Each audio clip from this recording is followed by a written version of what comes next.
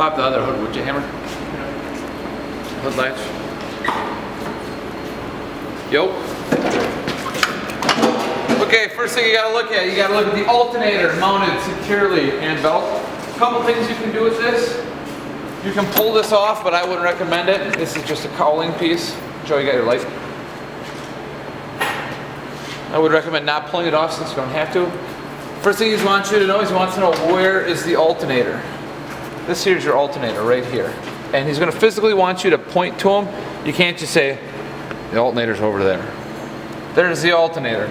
He wants to know where the alternator belt is also, which is right here. This has a serpentine belt on it. This drives everything. So, do I get it in the view there? Yeah, you're good. Right there. That's your serpentine belt. Serpentine belt drives all the belts. And what he wants you to check is make sure that it's mounted and it's secure. He wants you to know that where it's located and that it's secure. So that's the alternator. You want to know that's on there. I pulled on it, it's on there. Here's the belt. It's nice and tight on there.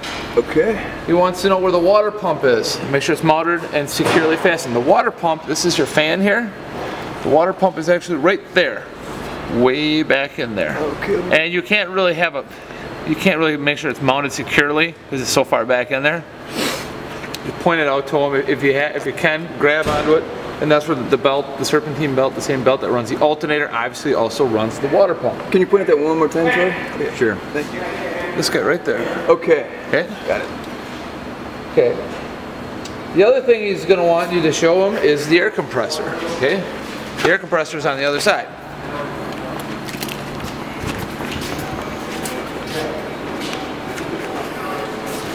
This big hunk of meat right here, this is your air compressor. You see it there? Come probably from the other side. You can see it. This is your air compressor right here. This is what powers your brakes, all right? Like normal trucks have like brake fluid, this has air, compressed air. So that's it right here. And see this one, if you notice, has a different belt running the air compressor than everything else. So you want to make sure you pull on the belt. Hey, this is the belt, it's on there. Grab the air compressor, securely fastened. He wants to make sure it's securely fastened. Okay. All right? Yep. The belt and pump are securely fastened. Then he wants you to look for coolant, oil, and power steering levels, okay? On this truck, your power steering fluid is right here. Max, maximum, minimum. You can see it's at the top of the maximum, so it's very good, right? Yep. Coolant level is right here in this overflow tank. You can see it's in the pink.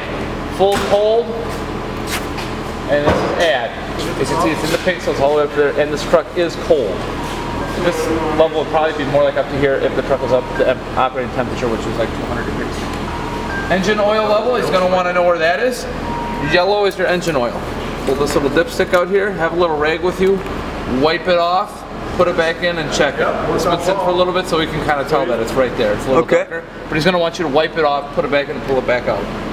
Right? And then that's just your regular oil dipstick? Yep, just your regular engine oil dipstick. All right. Now your transmission needs to be checked. Engine oil obviously is checked while the engine is off. Yes.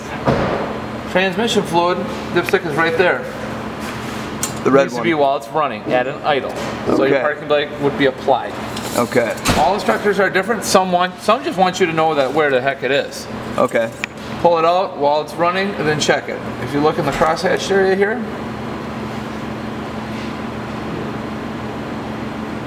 right there, see it has hot and cold.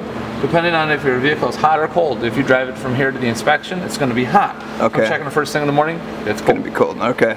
Make sense? Yep. Some inspectors might want you to take it out and to show that it's full of fluid. I would ask them. Most guys just want you to have the knowledge of where it is located. They're already under the assumption that you brought them a roadworthy vehicle. Okay. Okay. That's under the engine compartment. Vehicle front. Steering box, steering linkage. This guy right here is called your steering gear box. Okay? This is what attaches the front when you're driving versus getting at the movements all the way down to the road. This is your steering gear box. Now your steering linkage you have to point out to them. Like this is part of your linkage right here, and this is part of your linkage right here. This is actually called a pitman arm, and this is called a relay rod. Okay. Right? And what you do is just make sure it's on there. Like I'm just kind of give it a pull here. Yep. So that little bit of movement like that, that's fine. We're looking for big clumps. Okay. Boom, boom, boom. And you can see that everything's nice and tight on there, okay? He's going to expect to make sure that it is secure. Springs and spring mounts. This is called your leaf spring right here. This big long piece here, okay? That's called your leaf spring. Now, he's going to want to make sure that it's securely on there, that the bolts are going through it. Here, at the one end, the U-bolts in the middle are on it. And then the bolts, there's another bolt that looks just like this at the far end. Okay, so there's the middle bolt. I got it pointed on, and then, I'm sorry, what's the first one? These are called the U-bolts. Middle bolts will be fine. And then this is just the front bolt. Okay. It's called a shackle. And then the rear has the same thing. Another shackle and another bolt. Looks just like this. Okay, okay. Okay?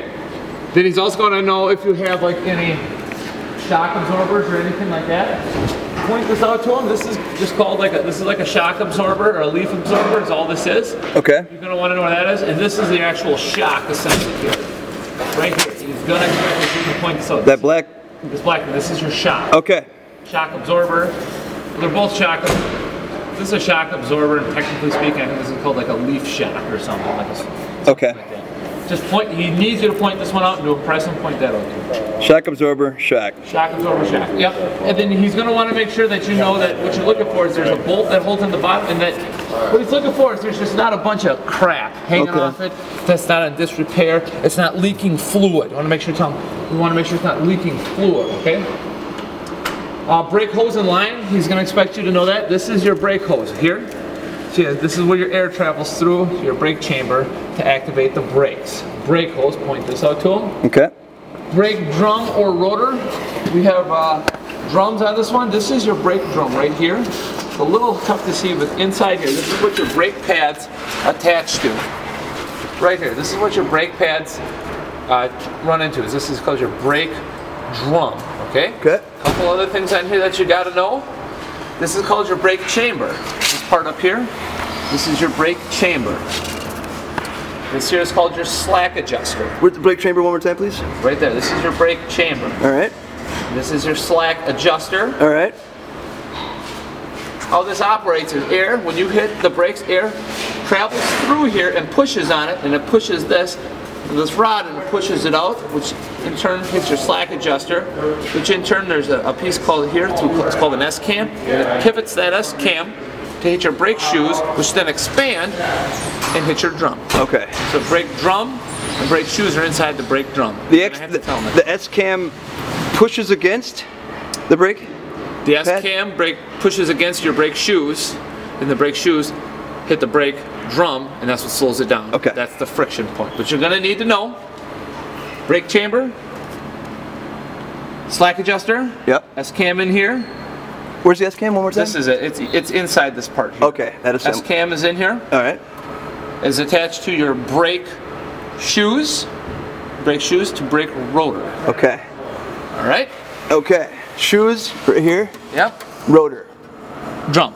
Okay. Drum. Drum. All yep. right. Shoes and drum go together. Okay. Rotor and pads go together. Okay. Yeah. Rotor and pads, shoes and drum. Okay. Okay. Okay. That's your braking part of it. The other thing he's going to want to know is he's also going to want to know tire and rim. You're going to look at your tire and rim here. Two separate parts to this. You have your tire, which is this, and your rim. Okay? When you're looking at your tire, first thing you're going to have to look at it, if it is a steer tire, it's going to have to be 4/32 tread depth. This has probably 14/32. This is more than adequate. But he will give you a tire depth gauge, and he will make you check it and tell him what it is. Okay. All right? Yep. The other thing you're looking at on your tire, there's not a lot of weird wear going. Like over here there's 2/32, and over here there's 16/32. That's not DOT cool. They don't like that. All right. You're also looking for gashes on the sidewalls here. If there's big cuts in it or anything like that, like big chunks of your tire missing. That's what you're looking for. On your rim here, what you're looking for is you want to make sure that all of your nuts here are nice and tight. I can already tell these are nice and tight. They're not backing off, that your studs aren't broken. If you have broken studs, it's rendered DOT illegal and it has to be pulled from the road if you have more than two. Okay? You're also looking for cracks on your rim here. If there's any cracks coming, you cannot weld on a rim. This is a steel rim. You cannot weld on it or it is illegal. Once it's cracked, it's done for. Cracked is done. Right? And they never crack. You got to do something really bad to crack it. Okay. Like have a rhinoceros run into it or something. I don't know. I've never seen a cracked one. The only ones I've ever seen that are cracked is that we got them in school. They cracked them on purpose, welded them just to see if we catch them on pre-trip inspections. That's what this is called. It's called a pre-trip inspection. Okay. Other thing you're going to look at, this here is your hub fluid here. You can pull this cap off to look at it, which I don't want to do because I'm paying the butt to get back on, or you can just look at the oil level. See, it says oil level here, and you can see there's just like a little level on there. You're going to want to point that out to them. Alright? You're also going to look at on your tire and rim, here's your valve stem. You want to just make sure that it's there, that's not leaking. You're looking for on your tires is essentially common sense. Studs aren't gone, aren't missing, chunks of the tire aren't missing, good tread, valve stem's there, and it's got air in it. Alright? A pre-trip, there's a couple different ways you can do a pre-trip. You can visually inspect it, check the air pressure. He'll probably have you check the air pressure on it. That's not uncommon, that a lot of guys want you to check the air pressure on, and you got to know how much air needs to be in it. This is 100 pounds. Okay. 100 psi. And if it's on the side of the tire too, if you got to find it, it'll be on the side of the tire somewhere. He might ask you that. Essentially though, what he's going to want you to do is he's going to want you to tell him everything, and you can use your book here to go through all of this. Alright? Fantastic. Vehicle side, door and mirror. So if you screw the pooch on this one, that means you're a horrible reader and you're not paying attention, because you just got to read this off these books. Take your time and figure it out. Door and mirror, our next one. Well, here's the door.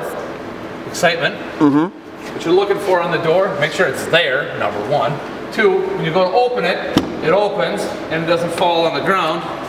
Like that Adam Sandler, was that Adam Sandler movie? No, that's Chris Farley. It's Tommy Boy. Oh yeah. What'd you do? God, that was a great line. That was Mike Ranky. That's what you're looking for. Mirrors, you gotta make sure the mirrors are here and that they're on. See how it's not going anywhere, it's not flopping in the wind. Door, mirror. That's what you're looking for the door in there. Fuel tank, mounted securely, leaks and cap. Here's our cap. Make sure that's on there. Make sure it's mounted securely. You just kind of got to go and give it a little pull. The straps are on here. Making sure that these are on here. They're not broken. And I'm just making sure it's mounted securely. Like I'm going to give it a little pull here. So yep, it's on there. Visually going to